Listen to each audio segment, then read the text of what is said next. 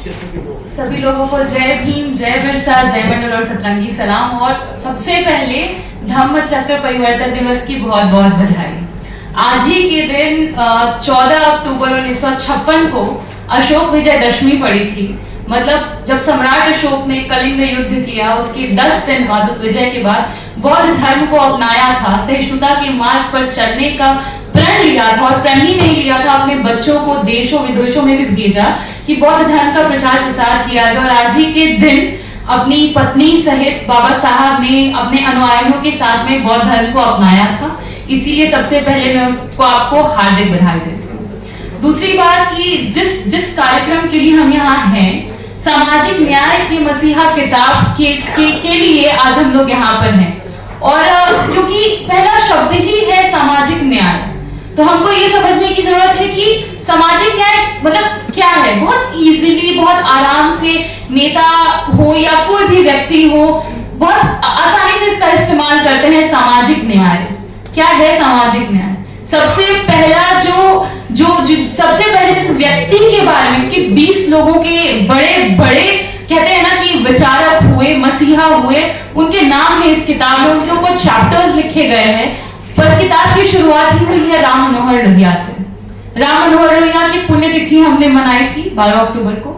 और राम मनोहर लोहिया इसको डिफाइन भी करते हैं कि सामाजिक न्याय क्या है। न बड़ों से बैर, न छोटों से नफरत, यही है सामाजिक न्याय। और इसी सामाजिक न्याय की विचारधारा को लेते हुए निगम जी ने जो किताब लिखी, 20 नायक नायिकाएं हैं।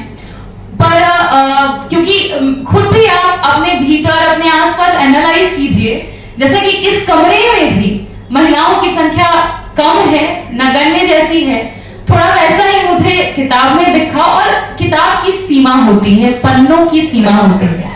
200 पन्नों में ही समेटना था निगम जी को, और बहुत अच्छे से इन्होंने समेटा है। पर महिला के तौर पे नायिका के रूप में मैंने सिर्फ बहन मायावती जी को वहां देखा। और जैसा कि हमारे मॉडरेटर ने भी कहा कि बहुत सारे क्रिटिसिज्म भी आए और बहुत सारे कहते सुझाव भी आए। सुझाव में ये था कि आप फूले दंपत्ति को जोड़िए, और बिना बाबा साहब के, बिना भीमराव अंबेडकर के सामाजिक न्याय की परिकल्पना ही अधूरी है। और साथ ही साथ क्योंकि ये किताब शुरू हुई तो जो पहला पन्ना ही मैंने पढ़ा, अच्छा लगा ये देखकर कि निगम जी ने किताब को अपनी पत्नी को डेडिकेट किया है। इसके लिए आपको बहुत बहुत बधाई। और साथ ही साथ क्योंकि इस किताब में जैसे जैसे आप चैप्टर्स पढ़ेंगे, बहुत सारी चीजें निकल करके आएंगी। पहला, अगर आप सारे वाक्य तो हम जिस पर चर्चा नहीं कर सकते, लेकिन एक घटना जो बहुत इंटरेस्टिंग है, जो मुझे लगता है कि आज के नेताओं को उससे सीख भी लेनी चाहिए, हम लोग उस रास्ते पर चल भी सकते हैं। जैसे चौधरी चरण सिंह, खुद किसान समुदाय के लिए सबसे ज्यादा अगर वोकल इस देश में कोई हुआ, कोई लड़ा, तो वो चौधरी चरण सिंह जी थे। वो खुद, क्योंकि आज देखिए मैं बिहार से हूं और मैं ये कहे बिना रह ही नहीं सकती कि चाहे थाना हो चाहे ब्लॉक हो, बिना भ्रष्टाचार के एक आधार कार्ड तक पास नहीं हो रहा है। इसी तरह की परिस्थिति तो पहले भी रही। चौधरी चरण सिंह जी खुद थाने पहुंच गए थे ये कहते हुए थानेदार को कि मेरा पॉकेट मार लिया गया है, मेरे पास पैसे नहीं है, मुझे भैंस खरीदना था। और थाने में उनकी रपट नहीं ली जा रही थी। फिर किसी ने आकर उनको कहा, अरे कुछ पैसा जमा कीजिए, काम हो जाएगा। उन्होंने 35 रुपये उनको दिए और उसके बाद कहा गया अच्छा दस्तखत करिए। मोहर लगाया, उन्होंने लिखा था चौधरी चरण सिंह। पूरे थाने में हड़कंप मच गया कि अच्छा ये चौधरी चरण सिंह जी हैं। और इस तरह से वो खुद वहां पहुंचते हैं। पहुंच करके उन्होंने थाने में ही खुद समझा कि जनता किस चीज से गुजर रही है, कितनी विभत्स परिस्थिति है। और ये आज भी किया जा सकता है, बहुत आसानी से किया जा सकता है, मुश्किल नहीं है। पर जब सामाजिक न्याय की बात होती है, बहुत बड़े बड़े नायक नायिकाओं को इन्होंने उस किताब में सम्मिलित किया है। चाहे वो जयप्रकाश जी हो, चाहे वो वीपी सिंह हो, विंदेश्वरी प्रसाद मंडल जी हो, लालू जी हो, कांशीराम हो, मायावती जी हो, मुलायम सिंह जी, अखिलेश जी हो, राहुल जी हो और तेजस्वी जी हो। और सबसे इंटरेस्टिंग जो मुझे लगा वो ये था, किताब शुरू हुई राम मनोहर लोहिया पे, और पहली किताब, क्योंकि मैं मान रही हूँ कि अगली किताब भी जरूर आएगी, तो जो लास्ट चैप्टर है वो तेजस्वी जी पर अंत हुआ है। तो मुझे ये देख करके खुशी भी हुई, क्योंकि इतनी कम उम्र में जो तेजस्वी जी ने काम किया है वो काबिले तारीफ है। इसलिए कहती हूँ क्योंकि 17 महीने का कार्यकाल कोई बहुत बड़ा कार्यकाल नहीं होता है। हमने प्रधानमंत्री को जी को प्रधानमंत्री हैं, पर मैं मानती हूं कि अगर आप तेजस्वी जी को, उम्र बहुत ज्यादा नहीं है, पर आप तेजस्वी जी को खड़े कीजिएगा प्रधानमंत्री जी के सामने, प्रधानमंत्री जी बहुत बहुत बहुत छोटे नजर आते हैं। काम आपको कहते हैं ना कि एक दूसरे से अलग बनाता है। जहां एक तरफ आप नफरत वाली भाषा देखते हैं प्रधानमंत्री जी के मुंह से, वहीं दूसरी तरफ तेजस्वी जी हैं सर्व समाज को साथ लेकर चलने वाले। हाल ही का मैं एक पॉडकास्ट सुन रही थी, वहां वो खुलकर बोले कि हम कर्म के आधार पर किसी को श्रेष्ठ मानते हैं, जन्म के आधार पर नहीं। पर आप वहीं देखिएगा, मोदी जी ने किताब लिखी जिसकी कुछ ही प्रतियां मार्केट में आई, क्योंकि तब तक क्रिटिसिज्म आ चुका था। उस किताब का नाम था कर्म योग। उस किताब में उन्होंने लिखा कि जो वाल्मीकि समुदाय है या वो लोग हैं जो नाले साफ करते हैं, नालियां साफ करते हैं, उन लोगों को कुछ आध्यात्म की प्राप्ति होती होगी, किसी तरह का स्पिरिचुअलिटी का एक्सपीरियंस होता होगा, इसलिए वो ऐसा कर रहे हैं। ये सोच अपने आप में सामाजिक न्याय विरोधी सोच है कि जो व्यक्ति नाले में उतरा, आप कह रहे हैं कि उसको बहुत खुशी मिलती होगी। किसी नाले में उतर कर खुशी मिलती है। मैं कई बार, क्योंकि मैं देखिए पिछले महीने ही कितने लोगों तक ये खबर पहुंची कि नाले में, दिल्ली में, देश की राजधानी में नाले में दम घुटकर एक व्यक्ति की मृत्यु हो जाती है। कितने लोगों तक ये खबर पहुंची। आप उस सिचुएशन की परिकल्पना कीजिए कि जब वो व्यक्ति नाले में डूब रहा होगा, उसके मन के भीतर कितनी पीड़ाएं हो रही होगी। वो क्या सोच रहा होगा कि मेरे बच्चों का क्या होगा, मेरी पत्नी का क्या होगा, किसके साथ क्या क्या होगा। उत्तर प्रदेश में हमने हरिओम वाल्मीकि जी को देखा, उनके गर्दन पर लात थी, वैसे ही गर्दन दबाई गई जैसा हमने अमेरिका में मूवमेंट देखा। जॉर्ज फ्लॉयड के ऊपर में काले समुदाय, मतलब कहते हैं उस समुदाय से आते थे, ब्लैक समुदाय से, उनके गर्दन पर भी ऐसे ही लात रख के उनको मारा गया। पर एक अंतर है, बहुत बड़ा अंतर है वहां और यहाँ। वहां कम से कम हमें ये देखने को मिला कि जो व्हाइट समुदाय के लोग थे वो अपने घुटनों पर बैठकर माफी मांग रहे थे कि हमने जो इतिहास में गलतियां की उसके लिए हम माफी मांगते हैं। पर ये चीज हमें भारत में देखने को नहीं मिलती। उल्टे जब सीजेआई के ऊपर जूता चलाया जाता है तो कई लोग उसको डिफेंड करने आने लग जाते हैं। सिर्फ इतना ही नहीं हुआ, कई ऐसे अकाउंट्स थे जिन्होंने ऐसे वीडियोस बनाए कि सीजेआई ने हमारे गवई जी के गले में हांडी है और उनका चेहरा नीला है और उनको जूता मारा जा रहा है। ये वीडियोस बनाए और लोगों को जेल में नहीं डाला गया। उल्टे जो लोग उनके लिंचिंग की रणनीति बना रहे थे, जिन्होंने कहा कि उन पे थूका जाना चाहिए, उनको भाजपा के लोग बाहर निकाल देते। मैं ये बातें इसलिए दोहरा रही हूं क्योंकि यही समाज की सच्चाई है। और जब तक इस समाज की सच्चाई को न लिखा जाएगा, न पढ़ा जाएगा, न बोला जाएगा, तब तक हम समाज में डिफरेंस नहीं देख सकते हैं कि समाज में कोई बदलाव होगा। अफ्रीका के आदिवासी समुदायों की एक कहावत है, until the lions have their own historians, the history of the hunt will always glorify the hunter. जब तक आप अपने किस्से कहानियां नहीं लिखेंगे, अपने नायक नायिकाओं के बारे में नहीं लिखेंगे, तब तक उनको कोई जानेगा कैसे, पढ़ेगा कैसे, उन्होंने क्या किया कोई बतलाएगा कैसे। पीढ़ी दर पीढ़ी ये सिलसिला चलना चाहिए। और इसीलिए मैं निगम जी को बहुत बधाई भी देती हूँ कि आपने ये किताब लिखी और कुछ ऐसे इंसिडेंट्स भी हैं जो बहुत इंटरेस्टिंग है, आप सभी को जानना चाहिए। मैंने किताब पढ़ी और मैंने आने के लिए ऐसे हामी नहीं भरी, आप पूछिएगा इनसे। मैंने पहले कहा आप मुझे किताब भेजिए, मैं पढ़ूंगी और तभी मैं इसके लिए ओके करूंगी। और जब मैं यहाँ आ रही थी मेरे मन में भी विचार आ रहा था कि ऐसी किताबों की क्या जरूरत है समाज में। जरूरत इसलिए है क्योंकि ऐसा होता है ना कि कोई किसी को ग्लोरीफाई कर रहा है और किसी का दर्द भी मुख्य धारा में, मेन स्ट्रीम में नहीं आ रहा है। और मैं ये चाहती हूं, मैं ये दिल से चाहती हूं कि जो शब्द है हमारे वो आंसू ना बने, वो एक एक शब्द चोट बने, आघात करें। जो मुख्य धारा कभी जिस बात को बताना नहीं चाह रहा है उस मुख्य धारा पर आघात करे। जो एक जातिवादी कुलबा है, जो हर किसी जाति में हो सकता है, मैं ये नहीं कहती कि सिर्फ अभी जाति वर्ग में, हर किसी में हो सकता है, पर उस जातिवाद को नगण्य करते हुए उसको छोड़ करे। क्योंकि अगर साहित्य बहुजनों का साहित्य है, अगर हमारा साहित्य है, तो वो विरोध का साहित्य होगा, वो अपने आप में आवाज होगा।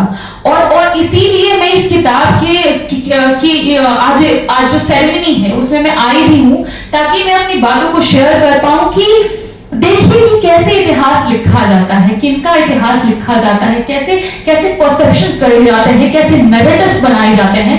इसका एक एग्जाम्पल ही हमने देखा हियरिंग में, सुनवाई में, जो लैंड फॉर जॉब वाला हियरिंग हुआ। अब खुद सोचिए कि 13 साल 14 साल के रहे तेजस्वी जी, उस 14 साल के मतलब बच्चे जो है ना, उनके ऊपर में आरोप लगा दिया, करोड़ों का गबन कर लिया।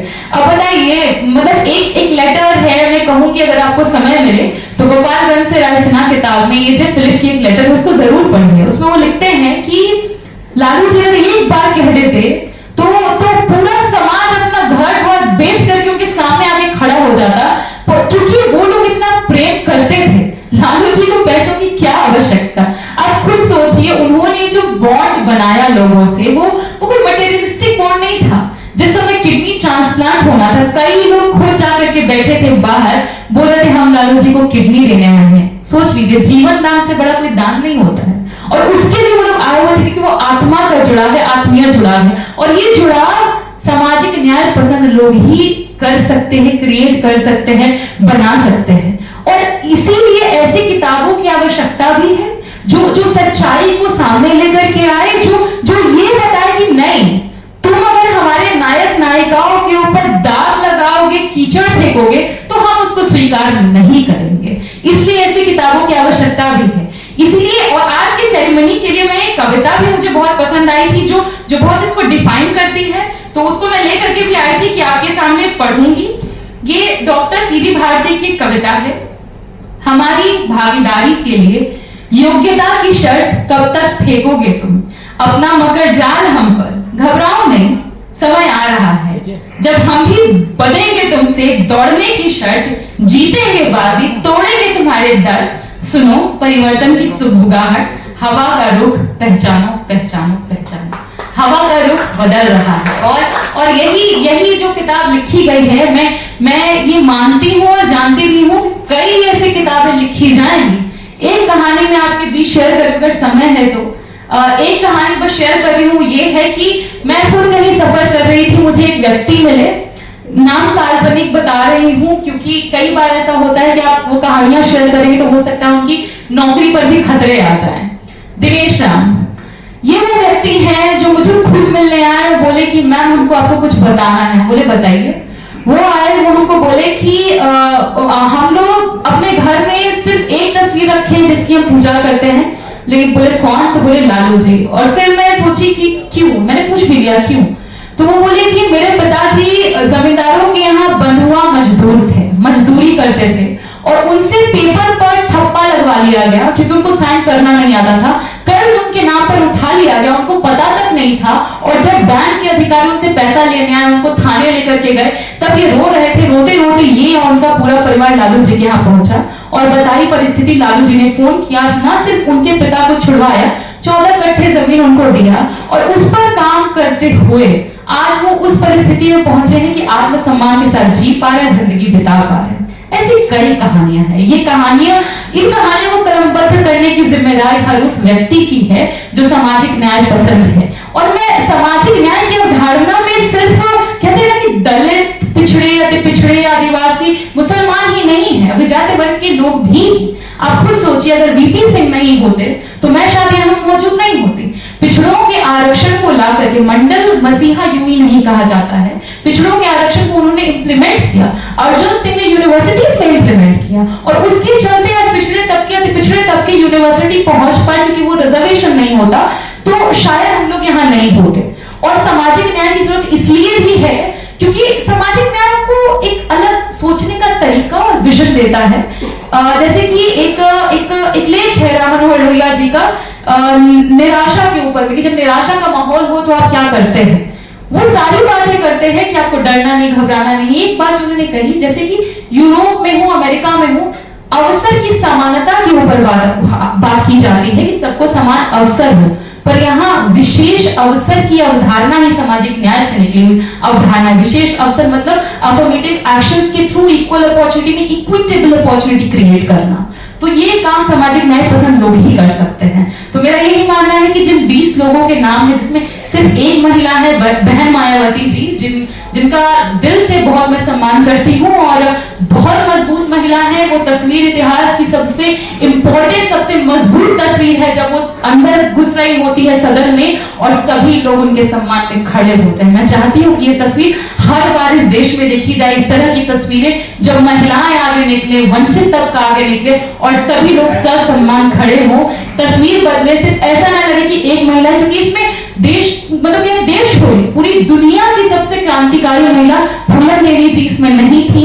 इसमें कुछ कुछ चीजें हैं जैसे कि जो बहुत मेन स्ट्रीम जैसी लगती हैं, जैसे कि एक बात भी लिखी हुई थी, बहुत कुछ कुछ बातें जिसमें डिसएग्री भी करती हूँ, पर ये एक खुशी का पल है कि हम ऐसी किताबें देख पा रहे हैं और मैं उम्मीद करती हूँ कि निगम जी और हम लोग सभी लोग ऐसी कहानियों को कलमबद्ध करेंगे, अपने नायक नायिकाओं को कलमबद्ध करेंगे, उनको लिखेंगे, सामाजिक न्याय की मुख्य धारा जो है उनमें अपने नायकों के इतिहास को भी जोड़ेंगे। वरना जिनके हाथों में इतिहास लिखने का कहते हैं ना कि खुद ही सब कुछ रखे हुए थे, वो बांटेंगे नहीं अपने मन से, तो हमको छीनना पड़ेगा। तो ये अपॉर्चुनिटी छीनिए और अपने बारे में, अपने नायक नायिकाओं के बारे में खुद लिखिए। बहुत बहुत शुक्रिया।